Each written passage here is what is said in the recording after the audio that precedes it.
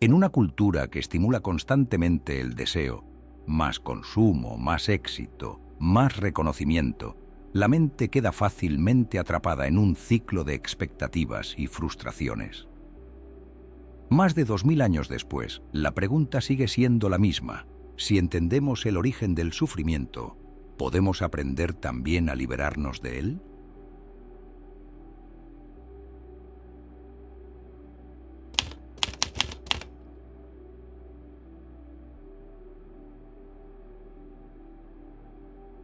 Gautama Buda vivió aproximadamente en el siglo VI antes de nuestra era en el norte de la India, en una región donde coexistían diversas tradiciones religiosas y filosóficas que intentaban comprender el sentido de la existencia humana.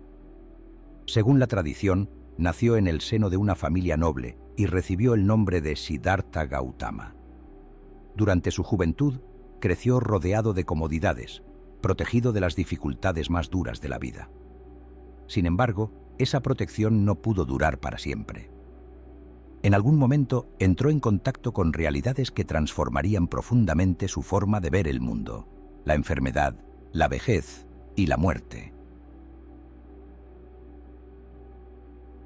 Estas experiencias no eran extraordinarias, eran parte inevitable de la vida humana. Pero precisamente por eso despertaron en él una inquietud radical. Si el sufrimiento forma parte de la condición humana, ¿qué sentido tiene una vida construida únicamente sobre el placer, la riqueza o el poder?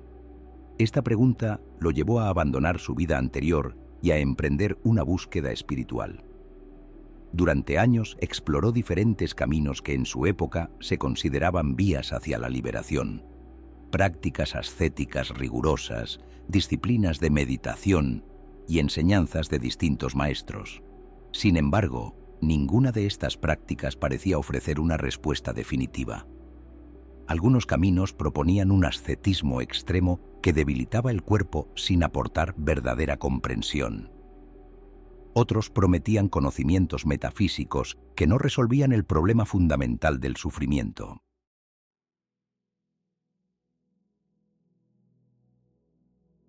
Tras este largo periodo de búsqueda, Siddhartha llegó a una conclusión que marcaría el núcleo de su enseñanza.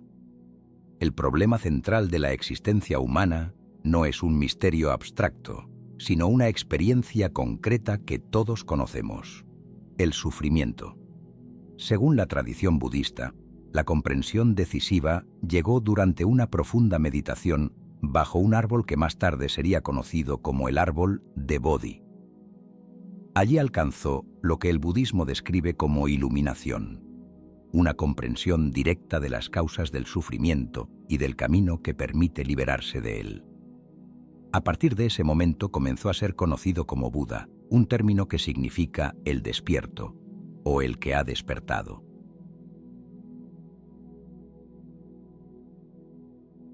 Lo que enseñó a partir de entonces no fue una teoría metafísica compleja ni una explicación sobre el origen del universo.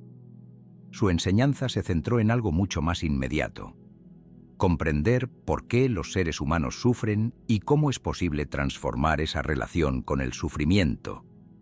Toda su filosofía puede resumirse en una estructura sorprendentemente simple y profunda al mismo tiempo: las 4 nobles verdades.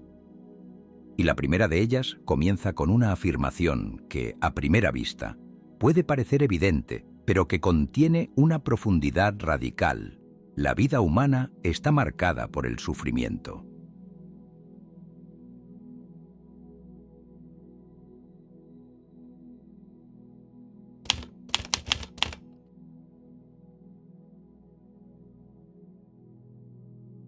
Cuando Buda comenzó a enseñar después de su iluminación, no lo hizo formulando una teoría sobre el origen del universo ni proponiendo un sistema filosófico abstracto.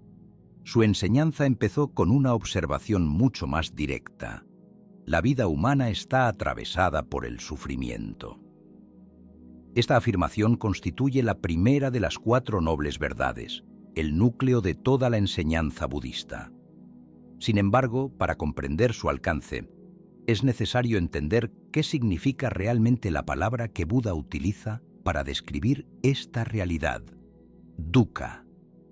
A menudo se traduce simplemente como sufrimiento, pero su significado es más amplio. Incluye no solo el dolor físico o la experiencia evidente de la desgracia, sino también una forma más sutil de insatisfacción que acompaña gran parte de la vida humana. Es la sensación de que las cosas nunca terminan de encajar con nuestros deseos.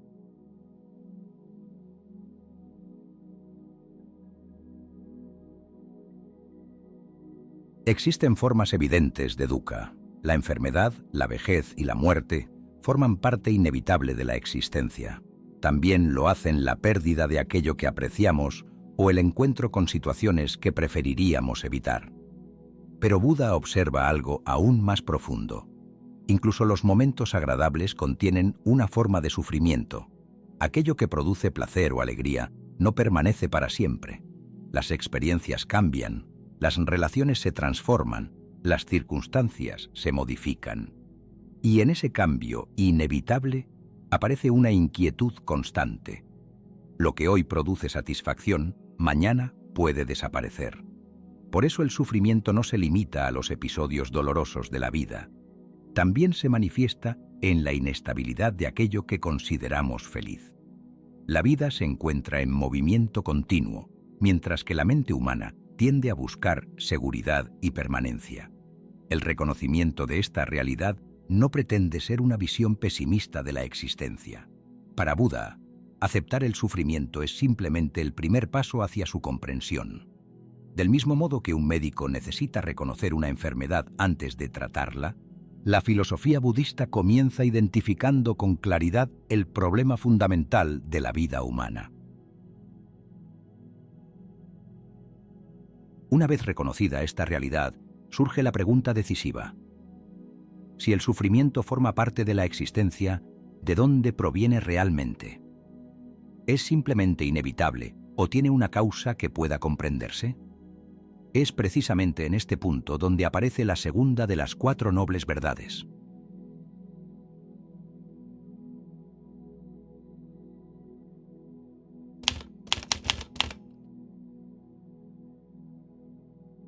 Después de reconocer la realidad del sufrimiento, la enseñanza de Buda introduce una cuestión decisiva.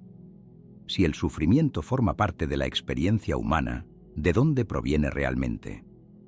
La segunda de las 4 nobles verdades intenta responder a esta pregunta. Según Buda, el sufrimiento no surge simplemente de las circunstancias externas de la vida. Su origen principal se encuentra en un proceso que ocurre dentro de la mente humana. Ese proceso es el apego, o lo que en los textos budistas se denomina taña, una palabra que puede traducirse como deseo, anhelo o sed. El ser humano tiende a aferrarse a aquello que considera agradable. Cuando experimenta placer, intenta conservarlo. Cuando encuentra algo que produce satisfacción, desea que permanezca. Del mismo modo, cuando aparece algo desagradable, intenta rechazarlo o eliminarlo. A primera vista, este mecanismo parece natural. Sin embargo, Buda observó que genera una tensión constante en la experiencia humana. La razón es simple. La realidad está en permanente cambio. Las emociones, las relaciones y las circunstancias están en cambio constante, y también lo está el propio cuerpo. Nada permanece exactamente igual durante mucho tiempo. El sufrimiento aparece precisamente en el momento en que la mente intenta fijar aquello que por naturaleza es impermanente. Cuando nos aferramos a una experiencia que inevitablemente cambiará, surge la frustración. Cuando intentamos controlar aquello que no depende completamente de nosotros, aparece la ansiedad. Este apego no se dirige solo hacia los objetos o las experiencias externas. También se dirige hacia nuestras ideas sobre nosotros mismos. Las personas se aferran a identidades, expectativas y proyectos que consideran necesarios para su felicidad. Cuando la realidad contradice esas expectativas, el sufrimiento aparece nuevamente. Desde esta perspectiva, el problema central de la vida humana no reside únicamente en lo que sucede, sino en la forma en que la mente se relaciona con lo que sucede. El deseo de permanencia choca constantemente con un mundo que está en movimiento. Comprender este mecanismo es fundamental porque abre una posibilidad completamente nueva. Si el sufrimiento tiene una causa, entonces no es simplemente un destino inevitable, puede llegar a cesar.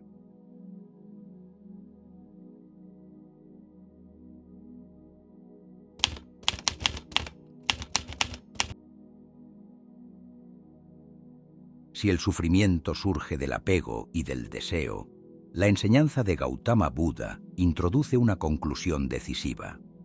El sufrimiento puede llegar a cesar. Esta afirmación constituye la tercera de las 4 nobles verdades. No significa que el dolor desaparezca por completo de la vida humana. El cuerpo seguirá siendo vulnerable a la enfermedad. Las personas continuarán enfrentándose a pérdidas y el cambio seguirá formando parte inevitable de la existencia. Lo que puede transformarse es la relación de la mente con esos acontecimientos. Cuando la mente deja de aferrarse con tanta fuerza a aquello que desea conservar y deja de resistirse constantemente a aquello que no desea experimentar, el ciclo que alimenta el sufrimiento comienza a debilitarse. El cambio continúa produciéndose, pero ya no genera la misma tensión interior.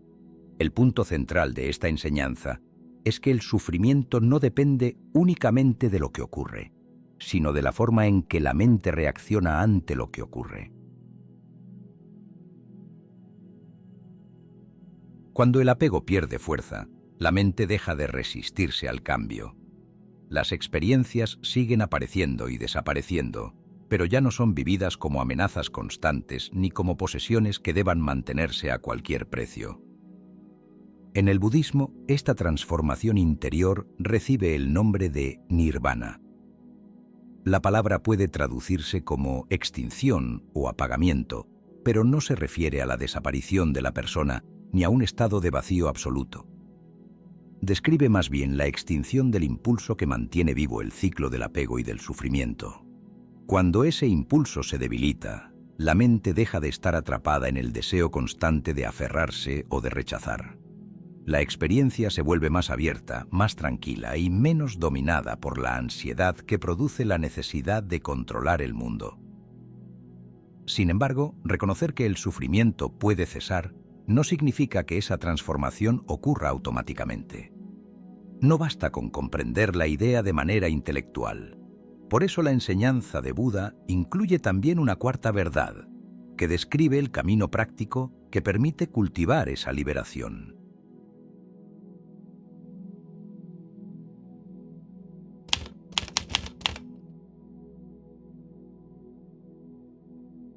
Este camino es conocido en el budismo como el noble sendero óctuple. No se trata de una serie de mandamientos ni de una lista de reglas impuestas desde el exterior. Más bien, describe una forma de vida que permite desarrollar gradualmente una mente más clara y menos dominada por el apego. El sendero incluye 8 aspectos que, tradicionalmente, se presentan como partes interrelacionadas de un mismo proceso: comprensión correcta, intención correcta, palabra correcta, acción correcta, modo de vida correcto, esfuerzo correcto, atención correcta y concentración correcta. Aunque esta enumeración puede parecer compleja en un primer momento, en esencia el camino se organiza alrededor de 3 dimensiones fundamentales. La primera es la sabiduría. Implica comprender la naturaleza cambiante de la realidad y reconocer cómo surgen el deseo y el apego en la mente. Esta comprensión no es únicamente intelectual, se desarrolla a través de la observación directa de la experiencia. La segunda dimensión es la conducta ética. Buda subraya que la forma en que nos relacionamos con los demás tiene un impacto profundo en nuestra vida interior.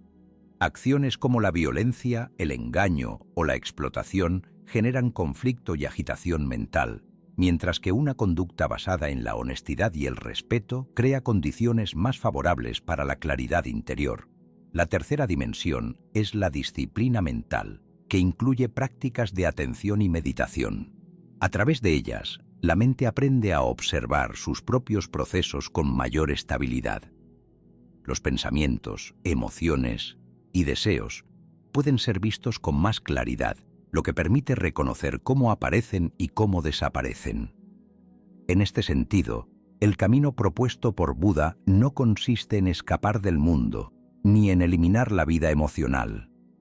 Se trata más bien de cultivar una forma de conciencia que permita relacionarse con la experiencia sin quedar atrapado por ella. Con el tiempo, esta práctica transforma la manera en que la mente responde al cambio constante de la vida. El apego pierde su intensidad y con él se debilita también el ciclo del sufrimiento.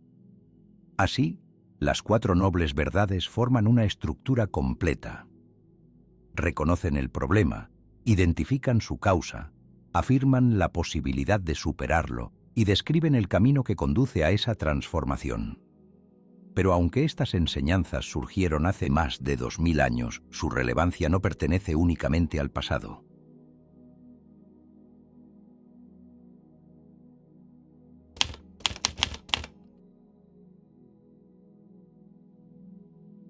Las enseñanzas de Buda surgieron en un contexto cultural muy distinto del mundo actual. Sin embargo, cuando se observa con atención la dinámica de la vida moderna, muchas de sus intuiciones parecen describir procesos que siguen presentes hoy. Las sociedades contemporáneas estimulan constantemente el deseo y la comparación. La publicidad, el consumo, la competencia social y la búsqueda de reconocimiento generan una sensación permanente de aspiración hacia algo más. Siempre existe un nuevo objetivo que alcanzar, una nueva mejora posible, una nueva forma de éxito que promete satisfacción. Durante un tiempo, alcanzar esas metas puede producir placer o entusiasmo, pero esa satisfacción rara vez es definitiva. Con frecuencia, aparece pronto un nuevo deseo que reemplaza al anterior. De este modo, la mente permanece en movimiento continuo, proyectándose hacia lo que todavía no posee o tratando de conservar aquello que teme perder. Desde la perspectiva budista, este mecanismo refleja exactamente la dinámica que Buda había identificado hace siglos.